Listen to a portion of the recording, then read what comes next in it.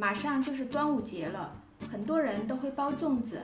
那么粽子怎么包，煮的时候才不会漏米呢？接着看下去你就会知道了。包粽子需要提前一天做准备工作，首先是糯米，淘洗干净，浸泡约24小时。其次是粽子的馅料，我这次打算包鲜肉粽，1块猪后臀尖，清洗干净，不用去皮，切成小块。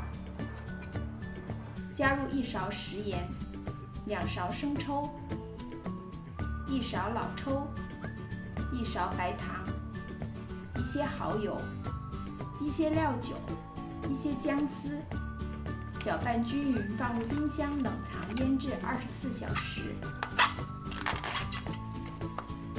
最后是粽子叶，这次我用的是干粽叶，所以也需要提前浸泡。如果大家用新鲜的粽叶，就可以省去这一步了。现在粽子叶已经泡软了，我们拿到清水下面清洗干净，放到锅中，加入冷水，大火煮开以后继续煮5分钟。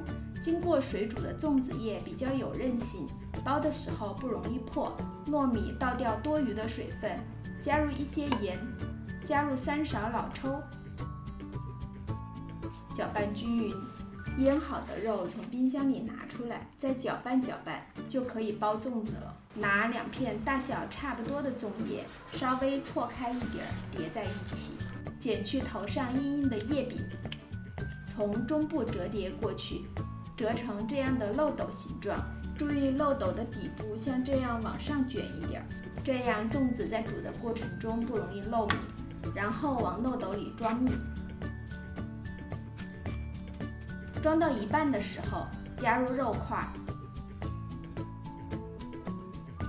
然后继续往里装米，装到约9分满就可以了。米装好后，用勺子稍微压紧实一点，将上面长出的叶子盖下来，两边像我这样压下去。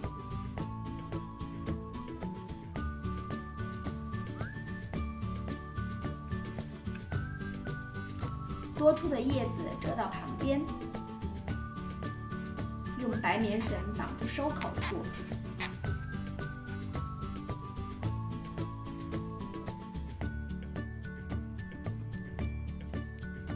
这样一个粽子就包好了。粽子都包好后，一个一个摆放到锅里，加入凉水，水要没过粽子，上面再放一个篦子，接一盆凉水放到篦子上，这样粽子在煮的时候就不会过度翻滚，避免煮散了。盖上锅盖，大火烧开以后，转小火炖煮3至4个小时，关火以后再焖2个小时。现在可以吃粽子了，打开锅盖看看，一点米也没有漏出来。剥开一个，色泽油亮，红润饱满，又连又糯，里面的肉经过长时间的炖煮，已经看不出来有肥肉了，只剩下瘦肉，丝缕分明，非常软烂。好了，今天的视频到这里就结束了，小伙伴们记得点赞关注我哟，拜拜。